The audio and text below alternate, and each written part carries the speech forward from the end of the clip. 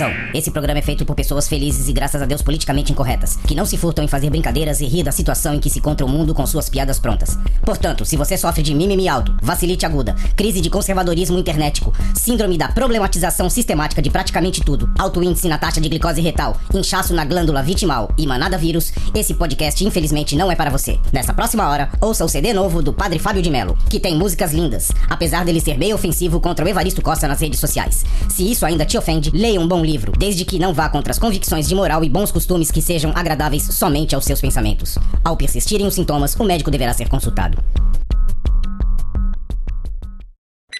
Olá, velhos confrades e confradeiros. Tudo bem com vocês? Espero que sim. Eu sou Janete, mãe do Cris, e achei boa a iniciativa de vocês de estarem ouvindo o outro lado da questão, nós, os encarcerados, os velhinhos. Eu estou, desde o dia 19 de março, em isolamento. E tenho o Cris como carcereiro. E é um carcereiro ferrenho. Até chato às vezes. Eu gosto de fazer pilates, faço pilates, preciso fazer pilates e faço canoagem. Tenho amor por esses dois esportes. E o que acontece? O que esse enclausuramento me tornou despertou meu lado alcoólatra. Eu estou bebendo mais vinho e mais cerveja do que antigamente. Não posso reclamar de tudo porque moro numa casa de esquina e aprecio o movimento das ruas. Mas tem sido muito chato. Amanhã vou voltar a fazer pilates, com todos os cuidados, é claro. Mas é uma necessidade, é uma paixão e uma necessidade também, porque atividades físicas faz a gente se manter bem. O que eu posso falar para vocês?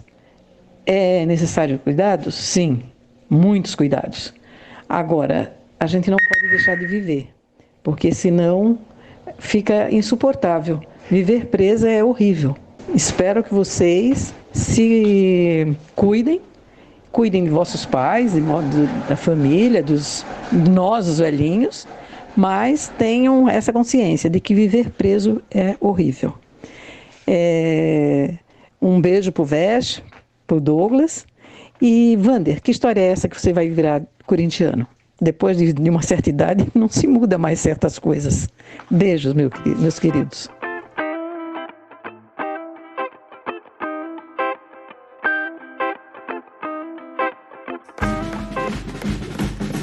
Salve, salve, confradeiros! Belezinha? Pra quem não me conhece, eu sou o Kido, estou com meus amigos Paulo e Enéas, os velhos dos velhos confrades, e você, aí do outro lado, formando o Confraria Expresso Especial.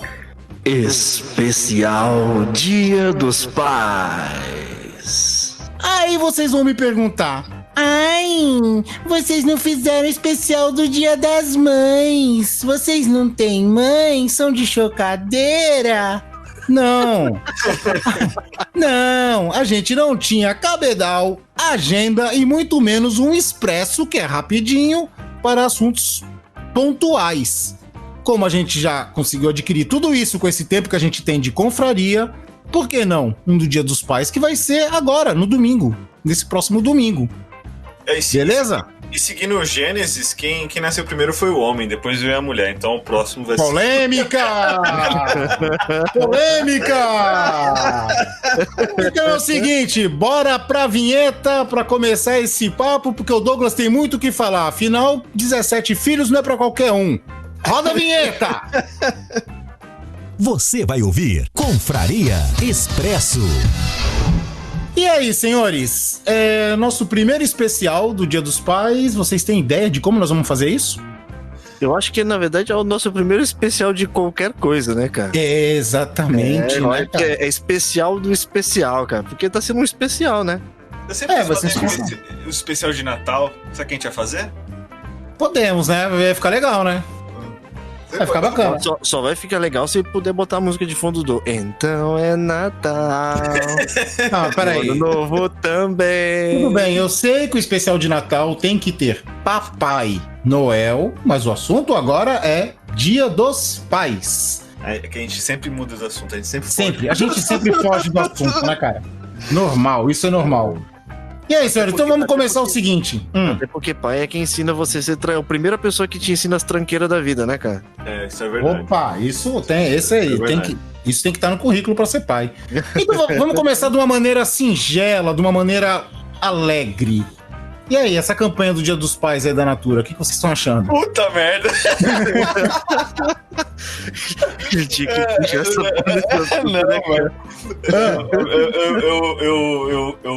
Eu vou recusar a responder essa pergunta.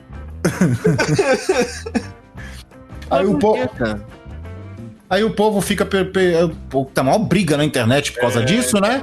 Tá maior briga, o pessoal tá polarizado, mas só que ninguém se liga. Eu até postei nas minhas redes lá que todo mundo fica brigando por causa da Tami pai, e ninguém se liga que nas notas de 200 que vão sair aí. E que ninguém vai ter, né, cara? Não é isso, cara. Tu tem que pensar mais pra frente, cara. As notas de 200 são muito mais fáceis de colocar mais dentro da cueca, dentro das malas. É, mano, corrupção. De fazer uma tramóia com elas. Porra!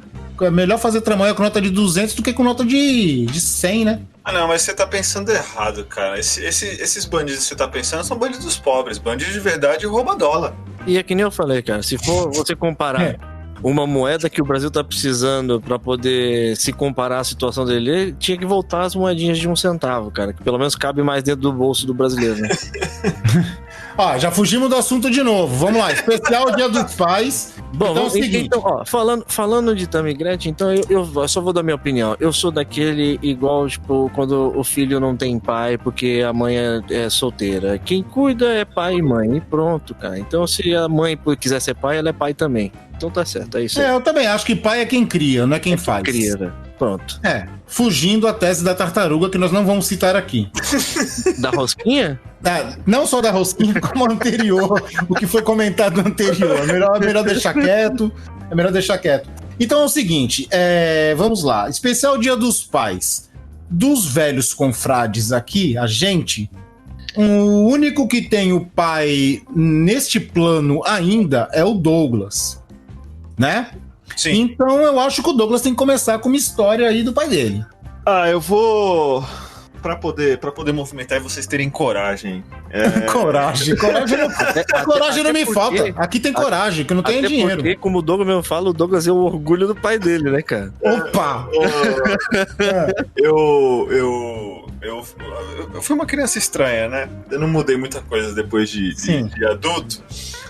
Então eu demorei pra começar a beber. Na minha família toda, as pessoas começam a beber cedo e começam a dirigir cedo. Então, com 14 anos, você tá dirigindo. Eu fui oposto. Meu pai foi me ensinar e eu recusei e falei, não. O senhor... Peraí, te ensinar a dirigir ou te ensinar a beber? Me ensinar a dirigir. É que uma coisa... Tá. Eu falei, não. Falei, quando eu tiver na idade de dirigir, o senhor vai dirigir pra mim, porque eu vou ser rico, eu pago pro senhor dirigir pra mim. Então, eu não quis aprender a dirigir. Hoje é minha esposa que dirige. Eu também não dirijo. Eu continuo não dirigindo. Peraí, deixando avisado que você sabe dirigir. Eu sei, eu tive que tirar a carta porque era melhor do que pegar ônibus. Tá. Mas eu não gosto de dirigir. Aí, voltando ao assunto, como eu uma pessoa estranha, eu não... Enquanto a galera bebia cedo, eu achava que eu só ia beber depois de... A ciência diz que a formação do homem é até os 24, 25 anos, né?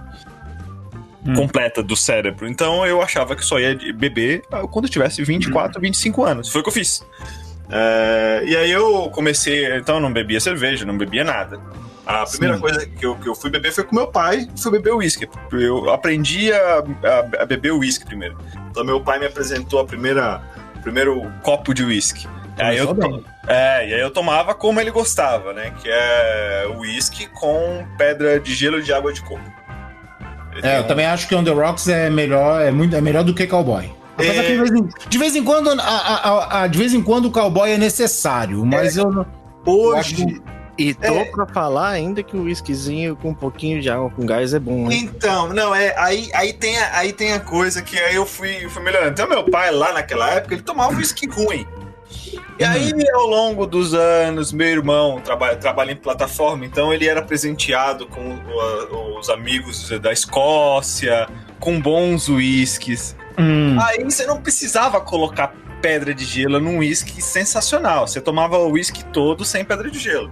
Daquele E aí- pedaço gelado, né? Não, ficava uma delícia. E aí, essa mudança aconteceu que hoje eu tomo, uísque bom eu tomo sem gelo. Uísque ruim, aí eu coloco um pouquinho de gelo ou até um pouquinho de água. Acho que quem me deu o conselho da água foi o próprio Vesh. Um pouquinho de água que vai diluir o uísque ruim. Um exemplo de uísque ruim que vende no Brasil, Red Label. Red Label é ruim. Você não vai tomar ele puro, porque ele é ruim. Isso porque tu não tá considerando nem o Old Date, nem o Teacher, né? Não, isso não é uísque. Isso é remédios. Mas considera o passaporte Scott, né, cara? Passaporte. Sai o nome, né? Passaporte. Passaporte Scott. O mini é o Double Black, cara. O mínimo é o Double Black. Mas seu pai te ensinou a beber uísque bom ou uísque ruim, cara? Não, ele me ensinou a beber uísque. Meu pai, eu acho que ele não tinha conhecimento de uísque bom. Então ele me ensinou a beber uísque. Aí eu mais Bebeu o que velho... tinha. Aí eu mais velho que comecei a querer... Só bebi uísque, né? Então eu comecei a degustar o uísque, conhecer, estudar. E aí eu melhorei os uísques em casa e dei um pouquinho de cultura pro meu pai.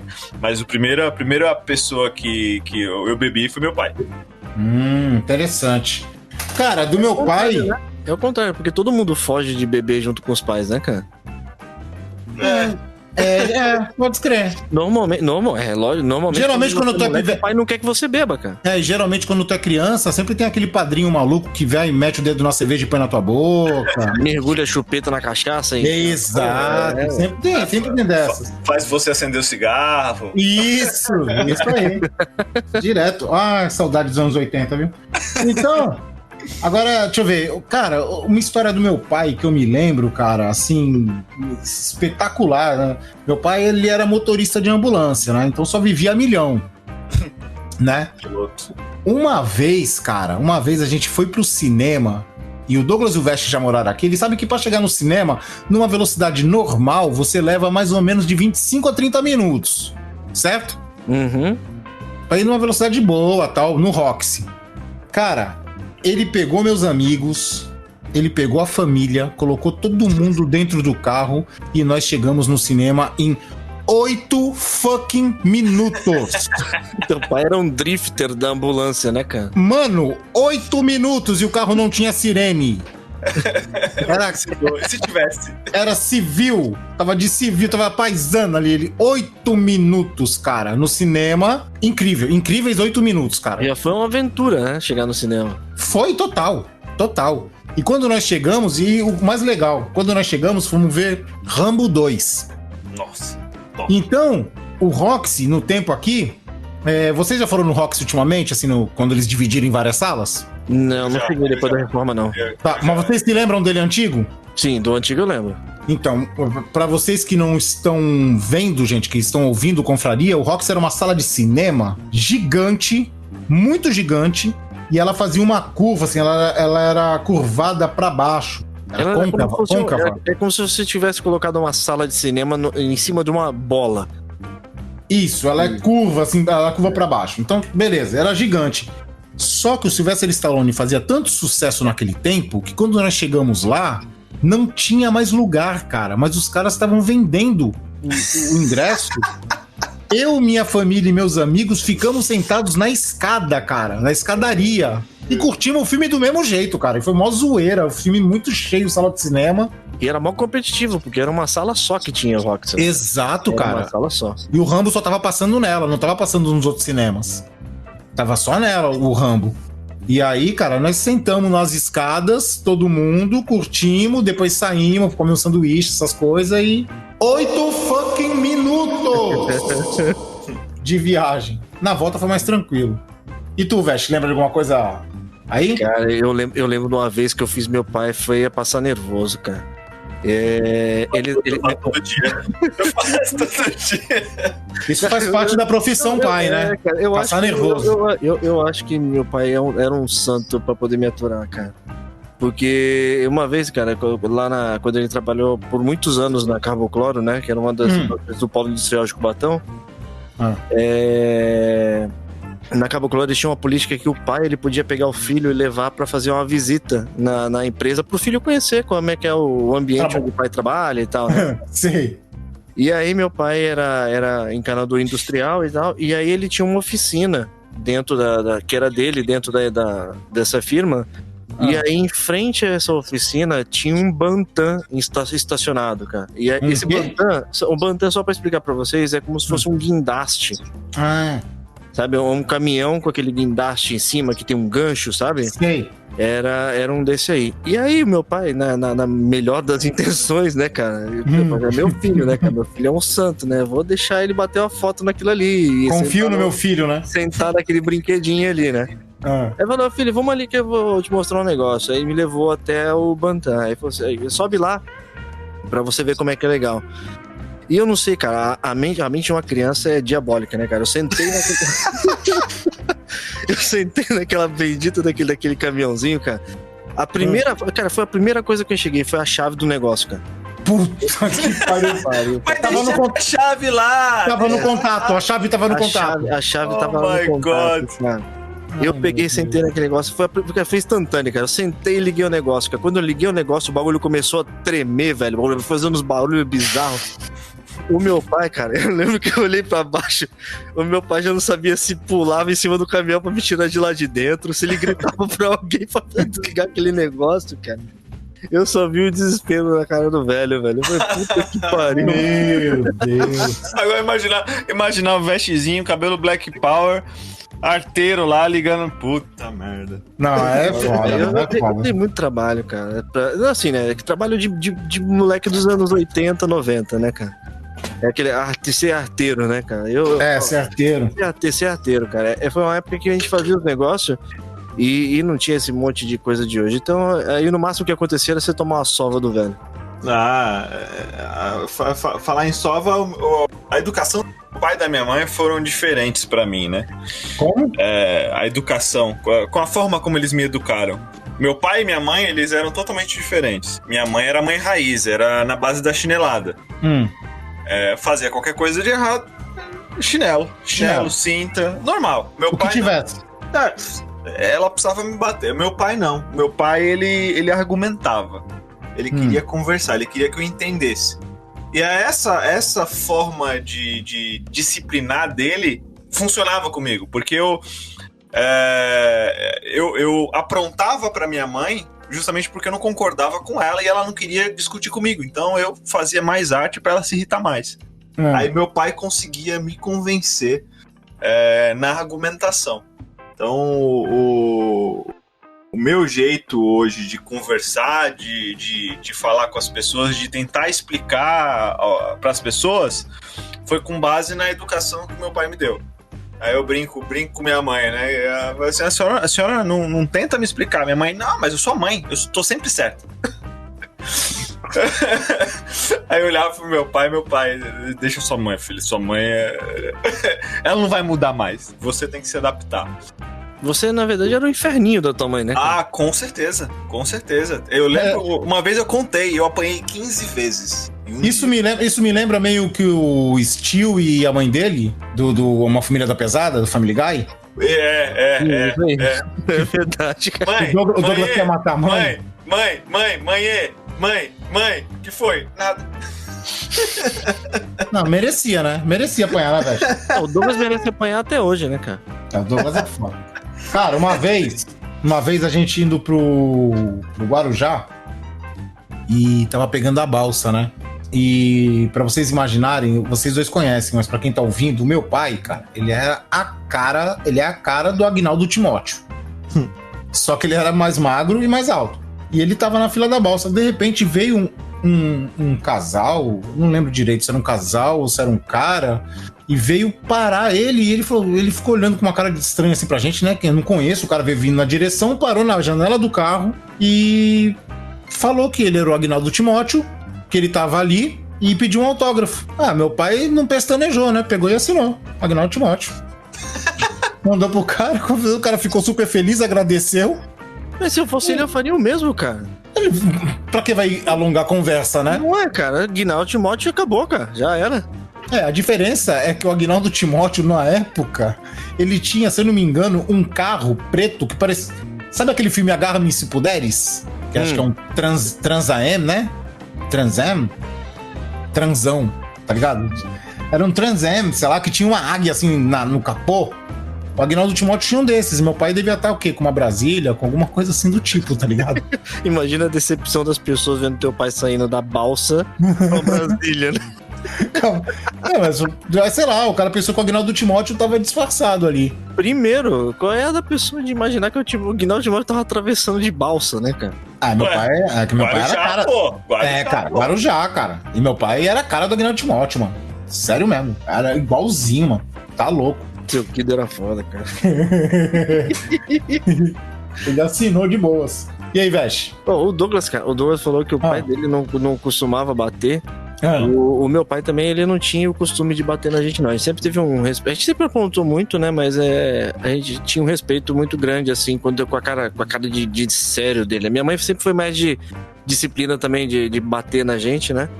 A gente fala assim de bater, né? Parece que a mãe espancava. Hoje em dia parece que é pesado, né? Isso não é falando pelo lado negativo, era positivo, porque aprontei mesmo, cara.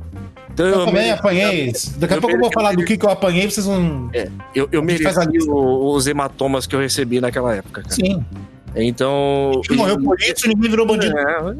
Meu pai, graças a Deus, o meu pai, ele... Felizmente, quando ele passou daqui pra outro plano, né? Ele, pelo menos, ele foi com a consciência de que os filhos dele foram todos bem criados e estão com o juízo na cabeça. E que todos tinham filhos maravilhosos como a gente. E aí o que acontece? Eu lembro, meu pai, que eu falei, meu pai não era de bater na gente, mas quando ele resolvia bater, porque o negócio realmente que a gente aprontava era sério, o negócio era pesado. E aí eu morava numa casa que a gente tinha construído a meia água nos fundos. A meia água é aquela casinha nos fundos, assim, que como se fosse uma segunda casa, só que encostado na parede dos fundos do seu quintal. Só. E eu fui resolver de empinar pipa no telhado daquela meia água, né? E aí eu tô empinando pipa no telhado da meia água, e aí assim, o telhado lá era feito era uma laje e tinha uma telha. Eu, em vez de ficar só na telha, eu peguei só na laje, eu fiquei empinando em cima da telha.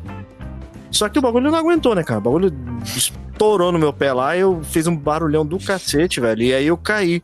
Só que aí, como tinha a laje, né? Eu não caí dentro de casa, eu caí na laje. Só que esse barulho foi absurdo, assim. Meu pai escutou da casa da frente, né? Que é onde a gente tava morando na época. E aí ele viu que eu tava em cima do telhado, ele preocupado, ele perguntou o que tava acontecendo lá em cima, né? E eu falei assim, não é nada não, pai, né? Tá tranquilo aqui, foi eu que tropecei aqui em cima e pá. E era uma das coisas que meu pai mais odiava da gente, era quando a gente mentia, cara. E aí o que acontece? Pra ver como as coisas vão contra a mentira, eu desci do telhado naquele dia e no mesmo dia caiu um temporal, cara. Puta pariu, cara. Parece que foi coisa tipo do além, assim. Eu quebrei o telhado, menti e caiu um temporal. E o que aconteceu nesse buraco... Isso é justiça divina. Cara. Começou a entrar água nesse buraco da telha e aí, como era de laje, começou a formar uma piscina de água nessa laje. Sim. E aí aquilo não escoava. Então o que aconteceu? Infiltrou tudo pra dentro da casa e a casa era tipo de gesso assim na parede. Começou a escorrer por dentro da casa uns fios verdes, uns bagulhos escorrendo verde assim, tipo lodo. O lodo, limo. E aí o meu pai foi subir no telhado no dia seguinte pra descobrir o que era. E aí ele viu que a porcaria da telha tava quebrada, cara. Eu lembro, até hoje eu não esqueço da surra que eu tomei, cara. Porque ele me levou pra um quartinho. E meu pai posicionava a gente, ele mandava a gente ficar em pé no quartinho e virar de costas. Sim. E aí ele dava com a cinta na perna da gente, cara. E eu só lembro de sair daquele quartinho parecendo uma zebra, todo listrado, cara. E ninguém morreu por isso. Não. Eu já apanhei de mangueira, já apanhei de cinto, de chinelo. De cabo de vassoura. De espada de São Jorge. De chicote. De fio de telefone. De fio de ferro de passar. Fio de aparelho elétrico direto. Mas assim, tinha gente que apanhava de aqueles fios de como que é? Cabo de aço, né? Isso nunca rolou aqui em casa. Não precisou. Não precisou. De caibro, né, cara? Caibro, nossa senhora. Gente, que absurdo é esse? Eu já fiz meu pai passar vergonha uma vez, cara.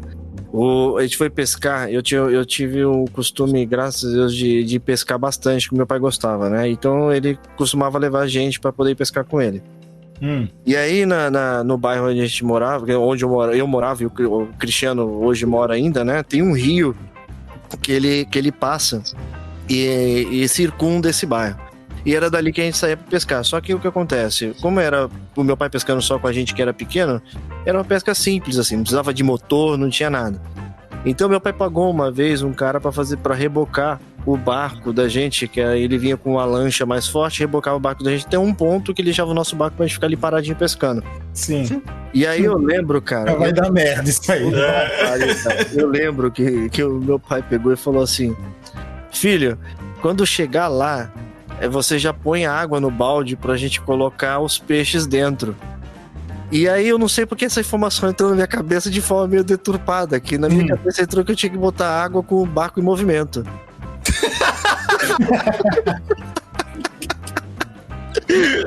Acho que alguém perdeu um balde. Caraca, é isso aí, cara. Quase perdeu um filho também. Porque a porra do cara rebocando o barco, o bagulho tava a milhão na água, velho. Eu não vi botar a porra do balde na água. Eu tomei um tranco, cara, que eu fiquei com meu braço doendo o dia inteiro, velho. Meu pai quase morreu do coração. Puta merda, mano. Que isso, foda, cara. Foda, velho. Ai, meu Deus, cara. Mano, se é que o programa logo já tá acabando. Não, deixa eu contar uma história boa. É sempre o Douglas, né, velho? Deixa eu contar uma história boa. Né, velho? Você falou que seu pai parecia com alguém famoso. O meu pai, ao longo da vida dele, ele pareceu com duas pessoas. Quando ele era mais novo, ele sempre foi meio mais cheinho, né? Quando ele era mais novo, ele parecia com Lula, cabelo preto ainda. Companheiro? Companheiro. Agora, mais velho, ele tá com a barba branca. Ele tá parecendo o Lima Duarte. Exato. Lima Duarte é a cara do Lima Duarte, cara. Aí, voltando à história, eu vou contar a história de como eu fui expulso de casa.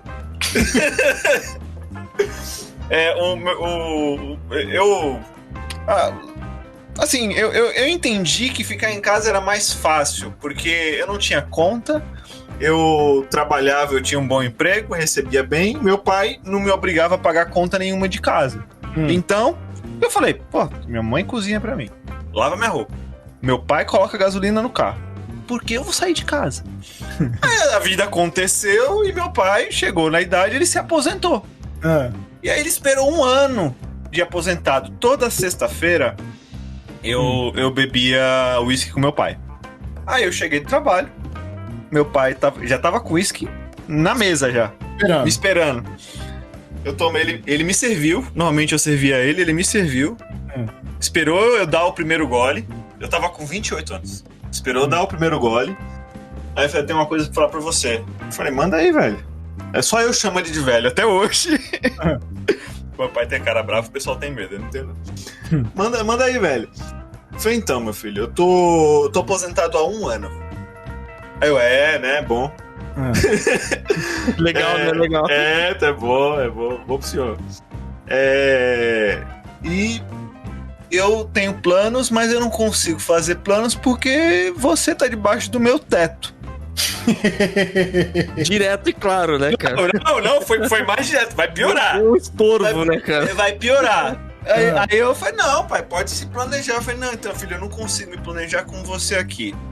Eu sei como você pensa, eu te entendo, e eu sei que algumas vezes, pra eu fazer você se movimentar, eu tenho que ser rígido com você. Então eu vou ser rígido. Você tem 1 ano pra sair de casa. Você vai se virar, mas você tem 1 ano pra sair de casa. Aí eu, tá bom. Aí ele, depois que eu falei, tá bom, né? O que você vai fazer? Ele falou assim, pai, eu vou alugar alguma coisa, eu vou comprar alguma coisa, você me deu uma meta, eu tenho que cumprir a meta. em 6 meses, eu saí de casa. Eu lembro do Porque tempo se você não saísse, ele ia te botar pra fora, né, cara? Não, e foi engraçado, porque assim, por morar com meu pai, eu tinha um bom emprego, mas eu não ganhava muito.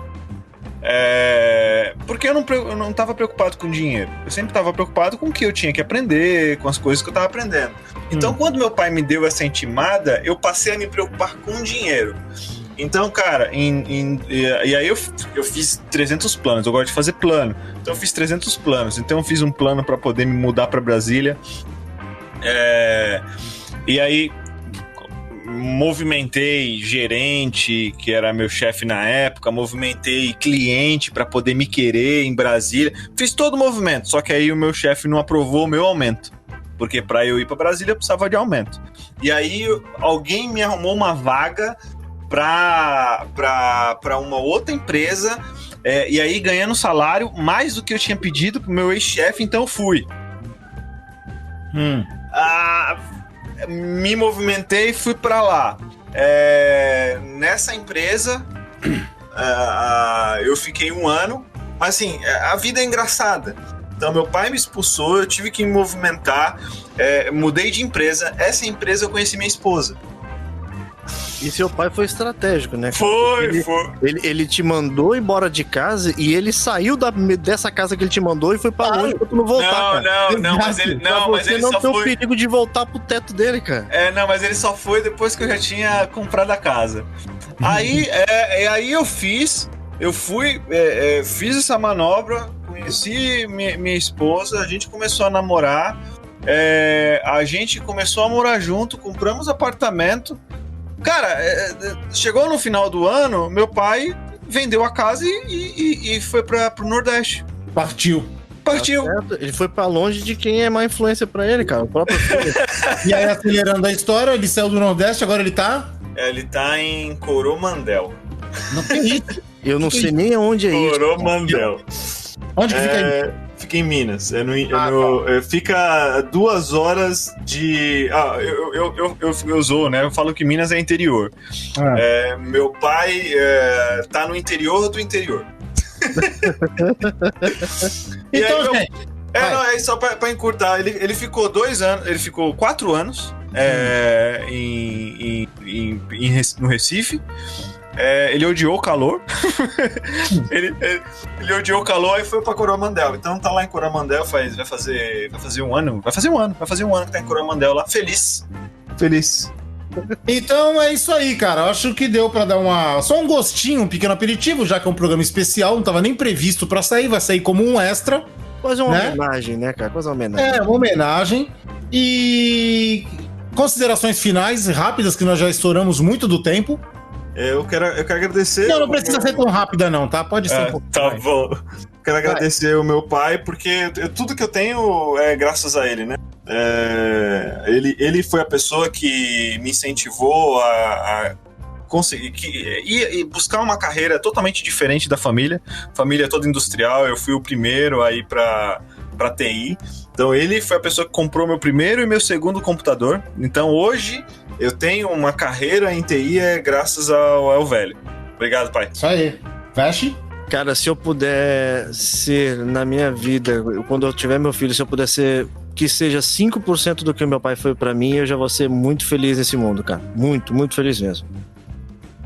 Bem, e eu quero agradecer tenho muito que agradecer ao meu pai, que ele foi um dos únicos que sempre acreditaram que eu ia ser um dublador, cara. Ele falava pra todo mundo antes de eu ser, tá ligado? Meu filho vai dublar, meu filho é dublador, ele falava. Né? E... gente... E ele há de ver isso acontecer, cara. Ele viu, cara. Com certeza ele viu, porque foi assim, tipo, foi alguns meses após eu conseguir minha primeira dublagem. Ele não chegou a ver em vida, mas ele deve ter visto, deve ter... Como foi True Blood, né, cara? Então reprisa muito, SBT, sabe? Com certeza ele tá vendo lá. Dele lá, né, cara? Com certeza ele viu.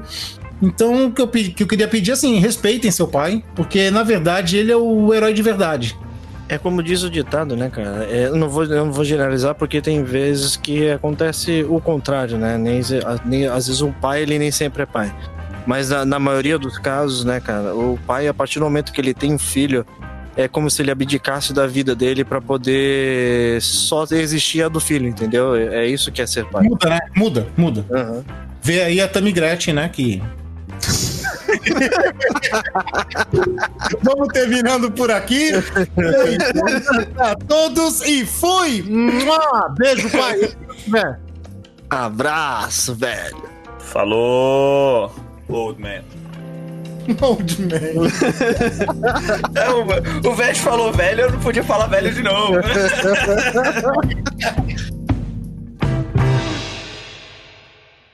O Covid-19, mais conhecido como coronavírus, se espalhou pelo mundo. Pessoas com problemas de saúde crônicos ou graves apresentam maior risco de complicação caso contraiam a doença. Atente-se a sintomas como tosse, febre e falta de ar. Se você apresenta esses sintomas juntos, ligue para o Disque Saúde 136 ou consulte um médico. Limpe e desinfete as superfícies de toque constante. Para mais informações, visite o site do Ministério da Saúde, coronavírus.saude.gov.br. Obrigado. Produzido pelo Coletivo Podcast, uma iniciativa ABPOD de colaboração coletiva. Você ouviu Confraria Expresso. Você encontra os outros episódios em velhosconfrades.com.br. Até o próximo Confraria.